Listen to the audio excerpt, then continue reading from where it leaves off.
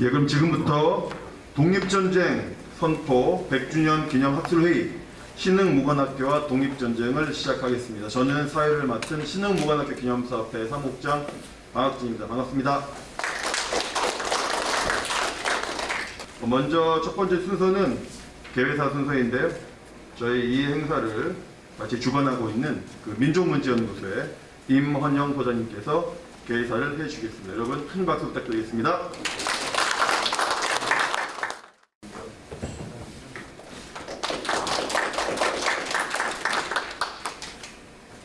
예, 여러분 굉장히 중요한 심포지엄인데 썰렁한 것 같은데 제가 다녀본 중에는 많이 오신 겁니다. 왜냐하면 하도 인원 제한을 하기 때문에 되게 뭐 한 20명 이하로 다 모여야 되기 때문에 이래 된 거니까 양해해 주시고, 그 대신에 오늘 오신 여러분들은 특별 초대 받아서 오신 거니까 여러분들이 오늘 들으신 이 신흥무관학교 독립정신을 만방에 선포해 주시고 유튜브에 올릴 거니까 많이 경청해 주도록 당부드립니다. 예, 여러분 와주셔서 감사합니다. 다시 인사드리겠습니다.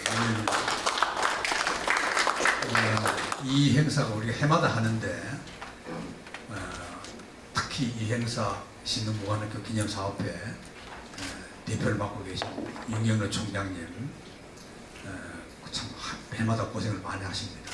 그리고 또 이걸 간접적으로 항상 우리 연구소 근현대사 박물관을 다 물심양면으로 도와주시는 강북구청 박경수 청장님 좀 인사드리겠습니다만은 항상 감사드립니다. 앞으로도 계속 더 큰 도움이 있길 기대합니다. 그리고 오늘 이 행사에 굉장히 어려운데도 불구하고 서중석 교수께서 전반적인 개관을 맡아주셔서 대단히 감사드립니다. 주최 측을 대표해서 감사드리고, 그 이외에 발제자 및 토론자 그리고 종합토론자 맡아주신 여러분께도 다시 한번 깊이 감사드립니다. 이 학문적인 거는 이제 이렇게 해마다 업적이 쌓여서 잘 돼가고 있는데 아직도 우리 사회는 신흥무관학교에 대한 역사적인 평가에서 좀 인색하지 않나는 생각이 들어요. 이래서 저는 앞으로 여러분들이 우리 연구소에서 이제 오늘 발표하는 게 여기 참가했던 사람들 명단이 다 나오거든요. 그 명단을 비롯해서 그 가족까지 후손까지 다 찾아서 그야말로 그냥 그 육사 동기생 못지않는 동기생 후손들 그걸 만들어 가지고 이 우리 사회 현대로 살려야 돼요. 이 무관학교가 뭐 옛날에 있었던 거다, 그걸 끝나서는 안 된다고 봅니다. 그 제가 생각해 보니까 제일 중요한 정신은 제일 가까운 작은 욕심으로는 경희대의 기원을 먼저 여기서 경희대가 딱 승인하도록, 우리 학교 기원이 신흥무관학교다 하도록 만들어 놓고 경희대에서도 우리 지원해주고, 우리 경희대 출신 많거든요, 우리 직원 중에. 그래 할지 안 할지 이제 지켜보겠습니다. 일단 두 번째는 육사의 전통을 여기서 찾아야 된다고 봐요, 저는. 이건 이제 우리 연구소에서 방식자에 노력해가지고 거기서 상당히 행사도 했습니다. 육사에서. 당신들의 뿌리가 바로 여기다. 실제로 여기입니다. 사원학교가 뭡니까? 무관학교까지. 학교 이름 도 그냥 신흥무관학교 그래 지어버리지, 거기다가. 지금 그러면 너무 과격하니까 제가 총장 같으면 그래 하겠는데, 지금 그래 하자 그러면 또 말이 많으니까 그래 못하더라도 어쨌든 정신은 이걸 이어받아야 된다. 그걸 있고, 마지막에 제가 생각하는 거는 뭐 국군의 날이니 뭐 이런 것도 우리 연구소 지금 항상 주장하고 있는 겁니다. 이 학교 기원으로 삼자하고, 마지막으로 제가 제일 간절하게 우리가 퍼뜨려야 될 건 뭐냐면은 재벌들의 각성, 지금 우리나라에서 벌어지고 있는 재벌들의 그 작태, 이걸 바꿔야 되거든요. 그걸 누가 바꾸느냐? 신흥무관학교를 세운 사람들에 의해서 바꿔야 됩니다. 말하자면 이게 노블레스 오브리지 아닙니까? 그러니까 돈만 많은 그 엉터리 날라리 부자가 아니라 그야말로 그 나라 이런 위기에서 자기 재산을 꽉 팔아서 하나도 이득이 안 나는 자기 재산 날리는 걸 뻔히 알면서도 그걸 다 투자했지 않습니까? 그런 정신을 가진 재벌이 지금 제가 보기엔 하나도 없는 것 같아요. 일부 기부하는 재벌들이 있긴 있지만 그건 이제 이 자기 생색내기에 불과한 거고 이러거든요. 근데 실제로 재벌이 이러지 않거든요. 미국이 이제 위대한 나라다. 저는 뭐 위대한 나라가 이제 끝났다고 보지만 그래도 아직은 위대했죠. 근데 미국이요, 우리나라 재벌하고 재벌이 다릅니다. 예를 들면은 세계 최대의 재벌이었던 강철 왕 카네기가 우리나라에서 다 그걸 최세법만 보고 있는데 그게 아니고 이 사람이 미국에서 최초로 미국 반제국주의자 연맹을 만든 사람이에요. 그 돈이 카네기가 다 됐어요. 여러분 생각해 보십시오. 야, 그런 재벌이 그 미국이 이제 미소 전쟁을 해서 쿠바와 필리핀을 식민지로 삼거든요. 그때 가장 강력하게 반대한 게 카네기입니다. 그 나라 뺏으면은 이득 보는 건 나다. 내 그 이득 포기하겠다. 그 심지어는 필리핀이 미국에 진 빚 외자 내가 갚아줄 테니까 제발 좀 필리핀 침략하지 말아라. 아, 대단하지 않습니까? 이런 재벌이 나오면은 우리 연구소도 돈을 좀 팍 대줄 텐데 전혀 그런 기미가 없어요. 이게 이제 신흥무관학교를 교훈 삼아서 정말 노벨 소버제라는 것이 이렇게 해야 된다. 뭐 대학에 기부를 많이 하는데 대학은 지금 다 부자거든요. 우리 연구소 돈 주면 빛납니다. 근데 그런 빛내는 재벌이 없어요. 그래서 노벨 소버제 정신을 이건 이제 운동 차원으로 할 때는 이제 그런 식으로 나가야 되지 않을까 제가 기대해 보는니다. 여러분 오늘 이 자리가 그런 정신을 살려나가는 가치가 있는 신흥무관학교라는 걸 훌륭한 발제자들이 증명해 주실 겁니다. 기대하시면서 이 정신을 널리 퍼뜨리기 바랍니다. 여러분 재미있는 가치 있는 오후 한낮을 잘 보내시기 바랍니다. 감사합니다. 네, 임원영 소장님 말씀 잘 들었습니다. 소장님 말씀하신 대로 실제 올해 저희가 올해 초에 경희대학교 총장님, 그다음에 육군사관학교 교장선생님을 다 우리 윤경로 상임대표님과 더불어 다 같이 만나서 올해 독립전쟁 100주년이 되는 올해 그 신흥무학교 정신을 되살리자라고 해서 실제로 상당히 근접한 사업 계획도 짰습니다. 비록 못했지만 아쉽지만 그 계획이 어떤 거였냐면 경희대학교 재학생과 육군사관학교 생도관의 체육대회를 육군사관학교나 경희대학교 운동장에 갖는다까지 근접해서 날짜를 잡고 했지만 지금 상황이 이렇게 돼서 아마 내년에 할 수 있을 것 같은데요. 내년이 또 마침 오히려 더 잘 된 것이 내년이 신흥무학교 설립 110주년이 되는 해입니다. 그 이제 110주년에 더 성대하게 하라고 아마 올해는 이렇게 유보가 된 것 같습니다. 그리고 이제 저희 올해 이 행사를 주최하는 곳이 근현대사 기념관인데 근현대사 기념관 2016년도에 개관한 어떻게 보면 서울에 있는 기념관, 박물관 중에 가장 막내에 속하긴 하지만 14,000밖에 되지 않았지만 가장 많은, 가장 왕성한 활동을 하고 있는 박물관으로 성장했고 그 성장 뒤에는 우리 강북구에 전폭적인 후원이 있었습니다. 그래서 그 후원자이신 우리 박겸수 구청장님의 우리 환영사를 여러분 큰 박수로 맞이하겠습니다. 저도 소장님께서 이걸 벗고 해서 저도 벗고 하겠습니다. 네, 구청장 박겸수입니다. 참으로 의미 있는 행사다 이렇게 생각합니다. 일제 침략을 당해서 우리가 어떻게 살아남을까 한 것 중에서 가장 의미 있는 것이 독립전쟁입니다. 역사도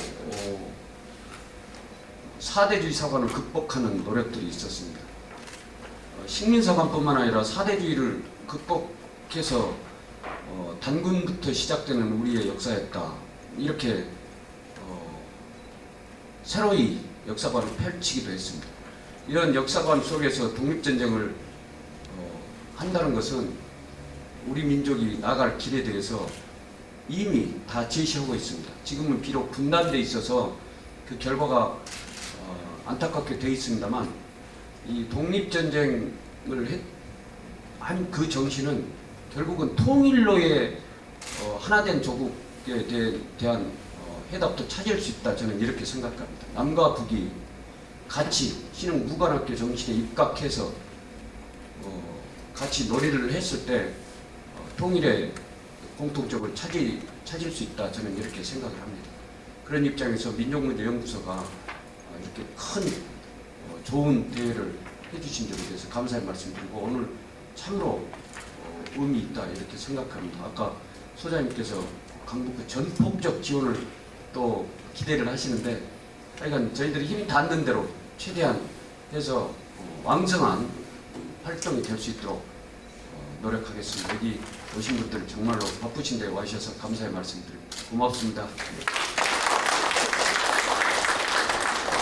부처님께서 전폭적인 지지를 우리 온라인을 통해서 전 세계에 약속하셨습니다. 근데 그 전폭적 지지 하고 싶으셔도 2년밖에 안 남았습니다. 임기가. 3선을 하셔가지고 2년밖에 안 남았죠. 그 2년 동안 20년을 지원해 주신다 믿겠습니다. 특별히 내년에 110주년인데 우리 신흥무관학교 그 상임대표이시는 윤경로 대표님께서 허락하시면은 구청장님 모시고 답사 한번 같이 모시고 갈까요? 아유, 감사합니다. 네, 박수 한번 주시죠. 예. 그 답사단은 그냥 답사단 아니라 신흥무관학교 입학생입니다. 예, 체력 관리 잘 하시기 바랍니다. 네. 그러면 이것으로 간단하게 개회사와 환영사를 마쳤고요. 잠시 정리 후에 바로 본격적으로 학술회의 시작을 하는데요. 학술회의는 기조발제, 우리 서진석 교수님의 기조발제 시작으로 학술회의 하겠습니다. 잠시 5분 정도 앞에 정리를 하고 바로 진행하겠습니다. 고맙습니다. 첫 번째 순서로요. 성균관대학교 명예교수이신 서준석 선생님이 독립전쟁과 신흥무관학교의 역할이라는 주제로 기조발제가 있겠습니다. 네, 박수로 반주해 주시기 바랍니다.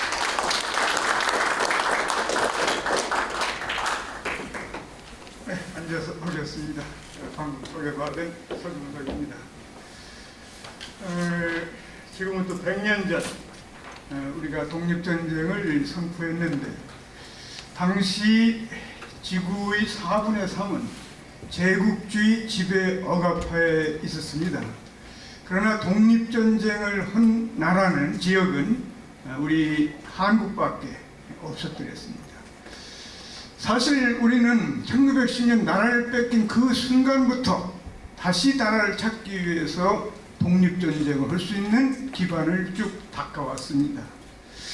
1945년 일제가 패망할 때까지 한시도 쉬지 않고 그런 노력을 벌여왔고 수많은 전투를 일제와 해왔더랬습니다. 이 참으로 지구상에서 아주 특출한 그런 역할을 우리가 했다고 저는 생각하고 있습니다. 준비해온 것을 읽는 것으로 제 발표를 하도록 하겠습니다.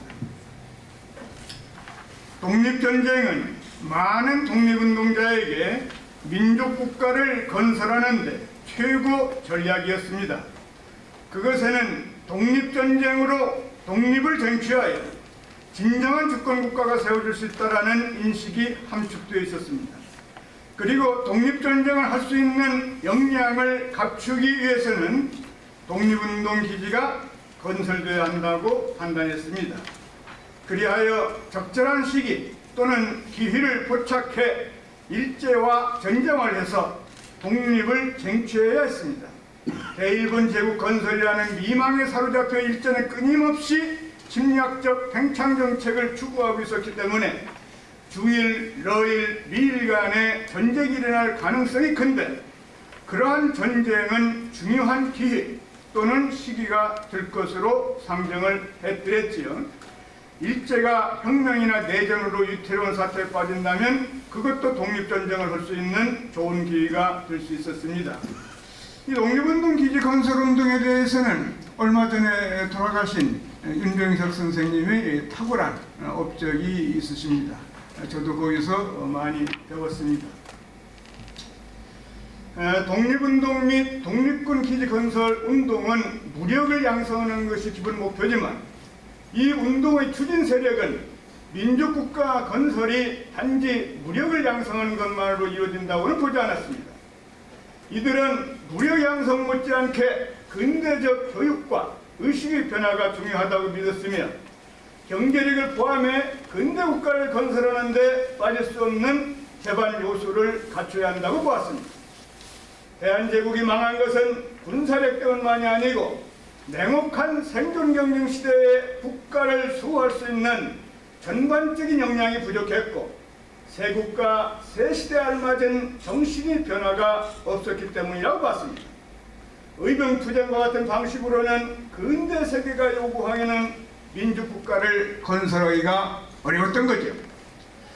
독립운동, 기지건설운동이 일어난 데는 몇 가지 요인이 있습니다. 우선 1910년을 전후한 시기에 의병투쟁과 같은 형태로는 사납고 잔인한 일본군과 전쟁을 하는데 피해가 너무 커뜨렸습니다. 호남 지방에서 엄청난 피해를 받고 홍범도 의병조차도 한때 뛰어난 정치력을 보였습니다마는 결국은 연해주로 들어갈 수밖에 없었고 안중근 의사도 국내 진공작전이 실패로 돌아갔더랬습니다. 그 다음에 또 하나 중요한 건 1910년 대한제국이 망한 겁니다. 나라가 있으면 그 나라를 보유하기 위해서 우리가 뭘 한다 해야 할 텐데 나라가 없어져 버린 겁니다. 그럴 경우 새로운 전략을 강구하지 않을 수 없었습니다. 이제 만신창이가 된 국가라고 하더라도 보유해야 할 국가가 사라졌고 일제가 한반도를 강점하고 있는 상황에서 새로운 대처가 요구되었습니다.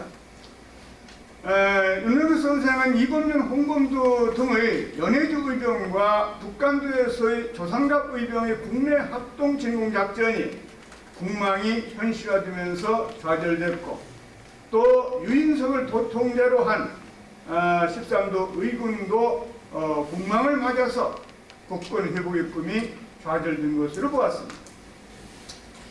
그러면서 이제 독립전쟁을 위한 독립운동 기지건설 논의가 1908년부터 구체적으로 진전이 되고 있는데 거기에 잊을 수 없는 분이 우당 이희영 그리고 보제 이상설 이런 분이라고 볼 수가 있죠. 이상설과 이희영이 블라디보스토크에서 만주에서 앞으로 독립군을 우리가 양성하자 이런 데 의견을 모았고 그러면서 1910년 8월 국망을 코앞에 두고 이희영 일행이 남만주 일대를 돌아봅니다. 다른 사람들도 남만주 일대를 돌아보긴 했으나 그 사람들의 경우는 구체적으로 독립운동 기지를 건설할 수 있는 제반 여건을 충족할 그런 기제를 가지고 있지 않았습니다. 그러나 이희영 쪽은 그렇지 않았다라는 점이 이제 대단히 다른 특징이 되는 거죠. 신민희가 이희영도 신민회원이고 이동영은 거기 간부입니다만은 적극적으로 움직인 겁니다. 그래서 백오인 사건 판결문에 따르면 신민희 간부들은 일제강점 직후에 회의를 열고 서간도에 단체적 이주를 하고 무관학교를 설립하여 기회를 타서 독립전쟁을 일으킬 것을 결의했습니다. 여기에 벌써 독립전쟁이라는 말이 나온다. 그러니까 우리는 나라를 뺏긴 그 순간부터 독립전쟁을 벌리한다. 이런 결의에 차 있었던 것을 볼 수가 있는 겁니다. 왜 독립운동 기지를 그러면 만주에다가 건설하라고 했을까? 그 이전에 꼭 물어봐야 할 것이 있습니다. 지구상에 그 많은 제국주의 압박을 받는 지역이 있습니다마는 그 지역에서 어떠한 독립운동도 다 자기 지역에서 하기 마련입니다.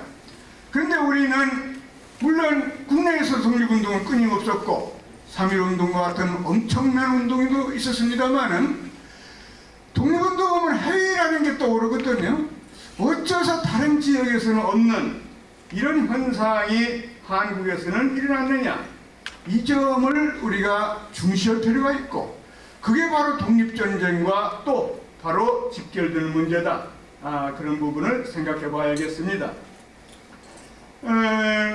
우선 제국주의 국가라고 하더라도 민주주의가 있었던 영국, 프랑스, 네덜란드, 미국 이런 나라가 인도나 동남아를 지배했던 방식과 그것과는 다른 국가 형태를 갖고 있었던 비백인 유일한 제국주의 국가였던 일본이 그 통치 방식은 특히 한국은 일본이 대일본 제국을 건설하는데 가장 중요한 이 목구멍, 다리의 위치에 있었기 때문에 절대로 한반도에서 반일 문제가 발생해서는 안 되고 한반도를 잃어서도 안 된다. 그는 이런 이유 때문에도 한반도에 대한 정책이 지구상의 어떤 제국주의 국가의 식민지배 정책보다도 가혹했다. 이 점을 우리는 생각하지 않으면 안 됩니다. 그러니까 언론, 출판, 집회, 결사이자에도 여러분들이 인도여 간디라든가 네루를 연상하겠습니다만 그런 지역과는 전혀 달랐다. 한국은 1920년에조차도 제한적으로 허용을 했을 뿐입니다. 정치적 활동은 친일 활동을 제외하고는 원천적으로 봉쇄했고 독립운동은 철저히 탄압했기 때문에 국내에서의 3.1운동은 국내에서의 독립투쟁은 불법적인 시위투쟁, 3.1운동, 60만세 운동, 광교학생 운동처럼 그런 형태거나 비밀 결사와 같은 지하투쟁을 제외하고는 불가능했습니다. 이상설이나 이희영은 1908년에 이러한 현실을 통찰하고 그렇기 때문에 우리가 만주 쪽에다가 군관학교, 부관학교를 세우자 이렇게 합의를 봤던 거지요. 또 하나 중요한 이유가 있습니다. 뭐냐면은 청나라 말기건, 신해혁명 이후 원세계 정부 시기건, 군벌들의 시기건 만주에 대한 중국 정부의 통치력이 이완되어 비록 중국 정부가 일제 침략이 두려워 독립운동에 호의적이진 않았습니다만 그래도 만주에서 독립운동을 할 수가 있었습니다. 그보다 더 중요한 요인이 있습니다. 청의 엄격한 봉금 정책으로 만주족 위에 만주에는 다른 종족이 들어갈 수가 없었더랬는데 1860년 베이징 조약이 맺어져 가지고 연해주 땅이 러시아 땅으로 돼버리고 맙니다. 그러면서 우리 농민들이 두만강, 압록강을 건너기 시작을 하면서 거기에 북한도는 드넓은 평야도 있죠. 한국인 이주민들이 많이 거주하게 됐고 이 이주민들은 독립운동에 대한 깊은 열의를 가지고 있었더랬습니다. 이게 또 결합이 된 것이다. 뒤에 보면은 처음에는 북간도 중심으로 이주민이 많았는데 3.1운동에 가까운 전후에서는 서간도 지역 이주민이 북간도보다 더 많다라는 걸 제가 통계로 얘기하고 있습니다. 그럼 서간도 지방이 어째서 중요한가를 또 설명하는 게 되겠죠. 북간도의 서전서수, 명동학교, 광성학교, 창성학교, 영신학교나 서간도의 여러 조선인학교, 연해주의 권업회, 북간도의 간민회 등은 모두 독립운동 기지건설의 자원을 배출했습니다. 국내에서도 독립운동 기지건설 운동이 전개됐습니다. 광복단이나 국권회복단은 독립운동 기지에서 독립군을 양성하기 위한 군자금 모집, 이게 제일 중요한 목적이었죠. 광복단은 서간도에서 독립운동 기지를 추진하던 망명자와 연결되어 있기도 했습니다. 독립운동 그러면 기지 건설 운동이 실제로 어디서 일어났느냐? 우리가 가본 분들도 많습니다만은 이상설, 이승희 등은 밀산 흥계호 부근에 한흥동을 건설하고 한민학교를 세웠고 또 이동희, 이종호 이런 분들은 왕청의 나자고 또 그런 독립운동 기지를 건설하는 것을 볼 수가 있습니다.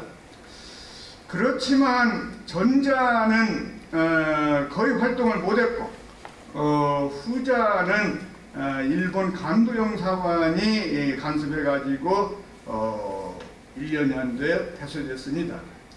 독립운동 기지 건설 및 독립군 양성으로는 신흥무관학교가 가장 성공적이었습니다. 함리하 신흥무관학교는 1912년에서 1920년경까지 존속했는데 천여의 요새에 학교를 세웠다는 것도 장기 존속의 한 이유였습니다.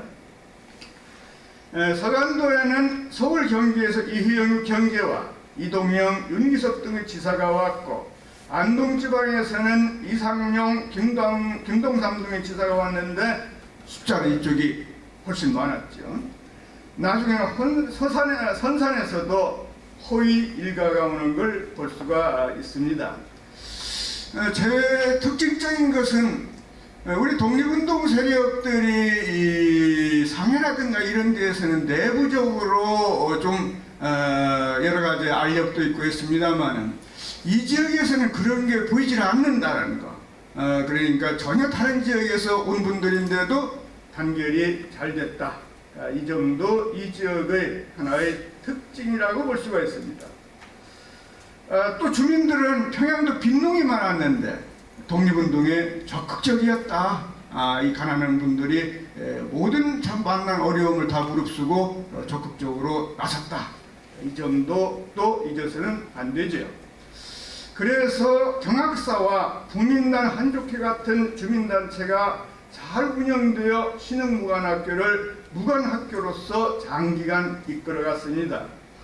거부였던 아까 이모영 선생님께서 아주 좋은 말씀 하셨습니다마는 당시 이석영은 우리나라 30명간은 거부 중에 한 명이었습니다. 그 명단에 들어있어요. 일제가 1911년인가 만든 명단에 보면은 이석영이라는 이름이 들어가 있는 걸 볼 수가 있습니다. 거부였던 이휘영의 둘째 형 이석영은 거금을 내놓아 군사교육을 시킬 수 있는 시설을 갖춘 학교를 합리화에 세울 수 있었습니다. 이석영은 나중에 굶어 죽습니다. 모든 걸 독립운동에 다 털어넣었기 때문에 30만 원 이상 되는 엄청난 그 당시로는 참 천문학적인 숫자죠. 600억이라고도 요즘으로는 환산하는 사람이 있습니다만 학생들은 교가 칼춤추고 말을 달려 몸을 단련코 새로운 지식 높은 인격 정신을 길러 썩어지는 우리 민족 이끌어내요. 1910년대 우리 민족한테는 가망이 없어 보였는데 그래서 썩어지는 것 같았는데 이런 민족을 이끌어내야 한다. 우리가 새나라 새우리 뉴노 이런 걸 부르면서 열심히 교육에 임했습니다. 그러면서 신흥하구단의 활동이 또 대단히 많았고 또 신흥하구보라는 것도 단순히 군사기술이라든가 학교 소식을 전하는 게 아니라 서강도 주민 전체한테 농사짓는 법을 포함해 가지고 어떻게 살아야 하는가, 인생이란 무언가 이런 것들을 같이 교육시키는, 공부하는 그런 자리로서 이런 것들이 아주 조직적으로 잘 됐다. 신흥학업부도 아주 두껍습니다. 그 당시 나온 책으로는 학업으로는 놀랍다 이렇게 볼 수가 있죠. 제1차 세계대전이 발발한 1914년 여름은 독립운동 기지 건설운동에 매진해온 독립운동자들에게 잊을 수 없는 시기였습니다. 드디어 기다리던 기회가 오는 것이 아닌가 해서였죠. 일본이 독일과 영국, 프랑스, 러시아 중 어느 쪽에 가담하느냐가 비상한 관심을 모았습니다. 일본은 아주 얕게 놀아가지고 연합국, 한국 독립운동 세력은 독일로 많이 갈 걸로 잘못 판단했었는데 연합국 쪽으로 붙어버렸죠. 그러면서 중국 내 독일이 조차지 등 이권을 챙기기 시작했고 중국의 21개조 불평등조약을 요구를 하고 그러면서 이제 중국과 일본이 전쟁이 일어날 거다. 그러니까 우리가 그 기회를 이용해서 독립전쟁을 벌이자. 이런 분위기가 흥분된 분위기가 있었던 거죠. 그런 것들을 전해주는 자료로 중국 당원관에 있는 자료를 제가 여기에 인용을 해드렸습니다. 그러나 기다리고 기다리던 일본과 중국, 일본과 러시아, 미국 간의 전쟁은 1914년에는 일어나지 않았습니다. 그래서 신흥무관학교 졸업생들의 독립을 향한 찌를 듯한 강렬한 의기를 소화, 조절하기 위한 어떤 것이 있어야 했습니다. 인정미답의 대수해로 날짐 승만이 득실거리는 동아연, 팔리초, 오강화, 소베차 이 지역을 우리가 1992, 3년에는 가기가 쉬웠는데 지금은 못 가는 것 같아요. 오히려 여기 군사지역으로 또 묶여 있습니다. 이 소비에트에 1914년 가을부터 벌목을 하여 군영을 만들었습니다. 백서 농장이 생긴 겁니다. 백서는 백두산 서쪽을 상징했고, 우리가 신흥무관학교라는 이름을 만주 땅에서 쓸 수가 없습니다. 그러면은 일본 놈들이 가만히 안 있으니까. 그래서 신흥 감숙수라고 불렀던 것처럼 이 백서 농장도 농장이라는 이름을 붙였지만 사실은 제2군영이다. 신흥무관학교가 제1군영이라면 제2군영이다. 그러면서 참 엄청난 훈련, 3.1운동이 일어날 때까지 엄청난 훈련을 하는 것을 볼 수 있고, 여기에서 간부들과 훈련받은 사람들이 나중에 독립전쟁을 벌이는데 중요한 역할을 하는 걸 볼 수가 있습니다. 3.1운동은 독립운동에 엄청난 변화를 가져왔습니다. 한국에는 1차 세계대전의 종전과 정의평화 인도의 새로운 조류에도 큰 영향을 받았고, 윌슨 미래 대통령의 민족 자결주의와 러시아 혁명에도 큰 영향을 받았지만 3.1운동은 인간, 농민, 노동자, 여성, 청년들을 새롭게 탄생시켰습니다. 아까 썩어지는 민족이라고 했는데 바로 이 민족도 저는 3.1운동을 통해서 새롭게 탄생했다, 그렇게 보고 있습니다. 민족에 대한 인식학습도 큰 변화를 가져온 것입니다. 북간도 서간도에서도 여러 차례 독립만세 시위, 독립축하 시위가 있었습니다. 독립에 대한 열망은 독립운동에 대한 적극적인 참여로 이어졌지요. 그러한 변화는 동포들이 거주하는 국내의 어디에서건 볼 수 있었지만 독립운동 기지건설운동이 꾸준히 전개되었던 서간도에서도 강렬하게 전개되었습니다. 그래서 이제 군정부 한족기가 생기고, 군정부는 상해 임정과 협의해서 서로 군정서로 이름을 바꾸고, 그러면서 국내에서 또 만주에서 이 서간도로 오는 사람들이 청년들입니다만은 부쩍 늘어나게 됩니다. 무관학교 가서 빨리 군사기술을 배워가지고 일본군과 싸우자, 독립전쟁을 벌이자, 이런 대단한 분위기 속에 고산자 일대는 중국화는 훨씬 더 하기 어려울 정도로 한국인들이 유세가 대단했다, 그렇게 찾아온 청년들로 그런 기록이 있고 그렇습니다. 그래가지고 신흥무관학교도 3개로 늘어났죠. 새로 고산자의 신흥무관학교를 세워서 본교를 삼았고, 그래서 일본군에서 탈출한 장교 지청천 이준식 선생의 외할아버지가 됩니다마는 교장이 됐지요. 합리화 신흥무관학교는 분교가 되었는데 교대무자에도 분교를 세웠고, 그 위에도 많은 지교 같은 것이 생겨나는 걸 볼 수가 있습니다. 3.1운동을 전후한 변화는 독립전쟁에 대한 기대를 한껏 높였습니다. 1908년 함경도에서 쫓겨오는 홍범도 부대는 1910년 이전에도 국내 진공작전을 시도했는데 블라디보스톡에서 설립된 대한국민회의 도움을 받으면서 1919년 8월 압록강을 건너 해산진의 일본군 수비대를 공격했고, 9월에는 함남 갑산군 주저수를 습격했습니다. 10월에는 평북 자성군에서 3일 동안 일본군과 교전했습니다. 이 부대에서 내건 것이 우리가 독립전쟁의 의미를 이미 1919년부터 뚜렷하게 내걸었다, 이걸 보여주고 있습니다. 당당한 독립군으로서 몸을 포련탄호 중에 먼저 던져서 국토를 회복하는 것이 우리 독립군의 목적이다, 이렇게 자신들의 목표를 분명하게 보고 있죠. 독립전쟁 선포문이라고 볼 수 있습니다. 이렇게 독립군 활동이 활발하자 일본군이 두만강을 건너 침범해 독립군을 추격했고, 그러면서 1920년 드디어 6월달에 봉오동 전투가 벌어지게 되는 거지요. 홍범도 최진동은 일본군을 봉오동 깊숙이 유인해 승리를 거두었습니다. 그러면서 이때 독립전쟁 개시라는 말을 사용하고 있는 걸 볼 수가 있습니다. 윤병석 선생도 이 봉오동 전투를 우리나라 독립전쟁의 개시다, 또 그래서 그렇게 사용하셨더랬죠.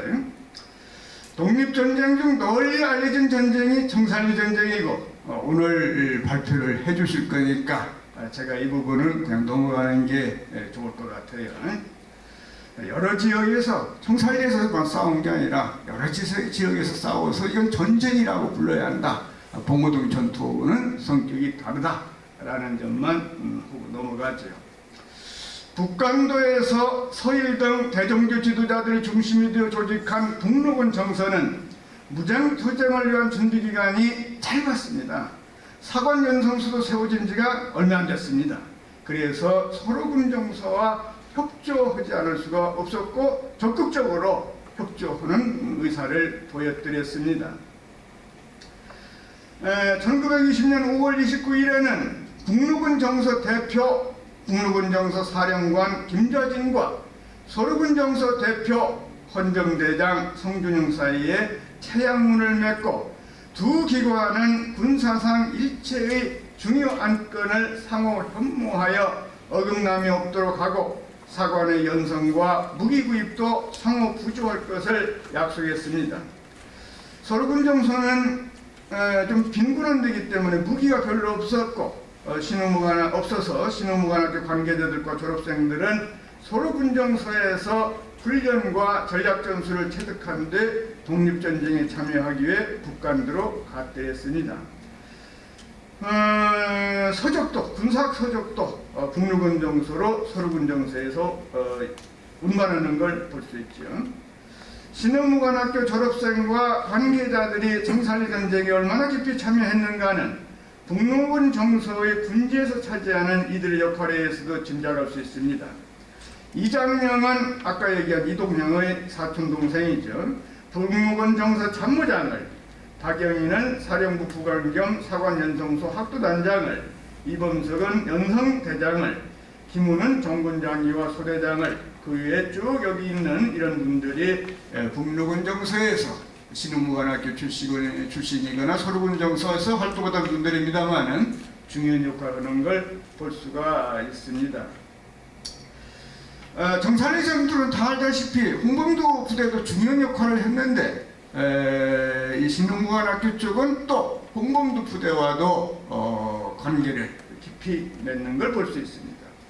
이상용 행장에는 이청천 부대가 청산리에서 적을 만나 수백 명을 사살한 것으로 쓰여 있는데 신흥무관학교 학생들은 청산리 전쟁 주역의 다른 한쪽인 홍범도 부대에 들어갔습니다.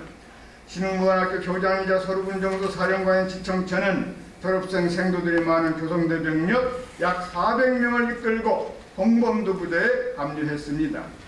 교성대는 홍범도 부대가 제공한 무기로 무장해 홍범도 부대의 공동동작으로 일본군과 싸웠습니다. 봉오동 전투 청산리 전쟁에 연달아 승리를 거둔 것은 그동안 독립전쟁에 대한 준비를 꾸준히 해왔기 때문입니다.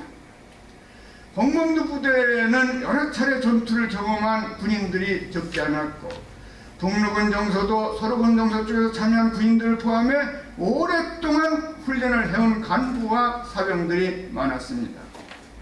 또 독립국가를 세우겠다는 강렬한 의지가 사기를 아주 드높였죠. 독립군은 백두산 일대의 지형지물도 잘 알고 있었습니다. 전투하는데 굉장히 중요하죠.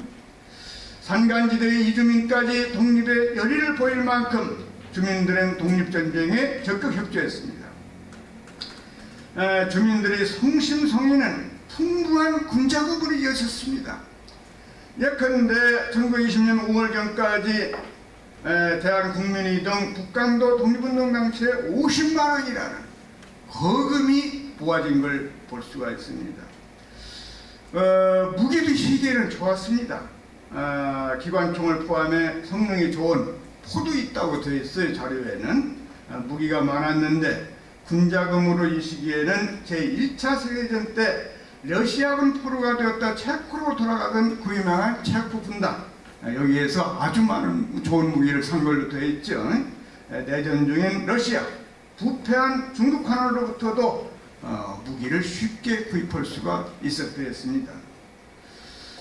그렇지만 독립전쟁 승리의 대가는 가혹했습니다. 관동군까지 가세해 일본군은 북간도 서간도 도처에서 주민을 죽이고 방어를 했습니다. 독립운동을 도운 마을은 훨씬 더 피해가 심했습니다. 경신창병이라고도 불리는 경신대학살이 일어난 거죠. 독립군도 역량을 보존하기 위해 북상했습니다. 밀산에서 대한독립군단을 편성했는데 참모총장과 여단장, 중대장이 거의 전부 신흥무관학교 출신으로 되어 있는 걸 볼 수가 있습니다. 독립군은 자유시 사건을 겪기도 했지만 1922년경부터 재정비에 들어갔습니다. 서간도에서 통군부에 이어 통일부가 조직되어 다시 정비하였고 곧 이어 정의부, 참의부, 신민부의 3부 시대가 열리게 되는 거죠. 3부는 모두 다 독립군을 독자적으로 가지고 있었습니다. 통일부, 정의부, 참의부 등에서는 역시 신흥무관학교 졸업생이나 관계자들이 중요한 기간적인 활동을 하는 걸 볼 수가 있습니다. 1931년 일제의 만주 침공은 독립운동에 거대한 변화를 가져왔습니다. 만주에서 이주민 자치를 기반으로 한 독립단체가 이제 관동군이 만주 전체를 휩쓸고 있기 때문에 더 이상 존립하기가 어려웠습니다. 민족주의 계열이건 사회주의 계열이건 이제 전투 형태도 게릴라 식으로 치고 도망가고 치고 도망가고 하면서 일제와 싸우는 그 방식으로 만주의 전투 방식이 바뀐 걸 볼 수가 있지요. 1937년 중일전쟁은 독립운동자들이 오랫동안 기다려왔던 전쟁이지만 독립운동 지역이 중국 대륙 쪽으로 옮겨지지 않을 수 없었습니다. 이 점이 우리 독립전쟁, 독립운동과 관련해서 뭐라고 할까, 왜 이렇게 우리는 어려움도 많은가, 그렇게 열렬하게 투지, 의지도 강했지만 어떻게 이런 어려움이 많은가. 일제는 그 당시 독일과 더불어 세계 최강 주축국으로 이제 나중에는 들어가는 겁니다만은 하여튼 간에 계속 중국을 침략해 오게 되면은 우리 독립군도 저 뒤로 나갈 수밖에 없는, 그러니까 조국 한반도에서 벌어질 수밖에 없는, 그리고 만주와 같은 한반도 이주민이 풍부한 이런 지역이 이제는 드물어지는, 그래서 독립군 자원조차 그 배출하기가 참 어렵게 되는 그런 상황, 그런 난관 속에서도 우리가 독립전쟁을 위한 준비를 계속했다. 이 점을 중시해야 한다고 봅니다. 어려운 상황이 계속되었지만 독립전쟁은 멈추지 않았습니다. 1930년대 양세봉이 이끄는 조선혁명군과 김일성 등이 이끄는 과치사는 일본군에게 여러 차례 타격을 입혔습니다. 중국 관내에서도 독립전쟁의 중요성에 입각해 이미 1926년부터 의열단하는 만군을 연 황포군관학교에 상당히 많은 숫자가 입교했지요. 1938년엔 관내 최초의 독립군 조직인 조선의용군이 탄생해서 여러 맹렬한 활동을 하는 걸 볼 수 있습니다. 그런데 조선의용대도 우리 조국으로 가까이 가야 한다 하면서 1940년을 전후로 해서 화북지방으로 북상을 하면서 여러 가지 복잡한 문제가 또 조성됩니다. 이건 조선의용군이 되죠. 나중에 1940년 9월 중화민국 임시수도인 중경에서 광복군이 창설되었습니다. 지청천이 총사령 이범석이 참모장을 맡다가 제2지대장으로 김학규가 제3지대장을 맡았고, 김원봉이 임시정부 국무위원이자 군무부장, 국방부 장관이죠. 제1지대장을 맡았습니다. 모두 다 신흥무관학교 졸업자거나 관계자들입니다. 참 놀랍죠. 신흥무관학교가 활동을 정지한 지 20년이 된 후에 1940년에 광복군을 만들었는데 그 광복군 관부들이 거의 다 신흥무관학교 졸업생 관계자들이었다. 얼마만큼 알팡지게 신흥무관학교에서 군관을 양성했는가를 여기서도 새삼 느낄 수가 있습니다. 1941년 12월 일본이 진주만을 침공해 미일 전쟁, 드디어 태평양 전쟁이 일어나서 바로 이어서 대한민국 임시정부는 일본에 선전포고를 해뜨렸습니다. 그래서 1945년 일제가 패망하는 그날까지 화중지방 중경 일대에서 또 화북지방 또 저 흑룡강 일대의 지역에서 계속해서 우리는 독립전쟁을 벌이는 걸 볼 수가 있습니다. 이상으로 제 발표를 마치겠습니다. 감사합니다. 네, 서준국 교수님의 그 1910년대 독립군 기지 건설, 그리고 그 속에서의 신흥무관학교, 그리고 1940년까지 이어지던 40년대까지 이어지던 독립전쟁에 대해서 들어봤습니다.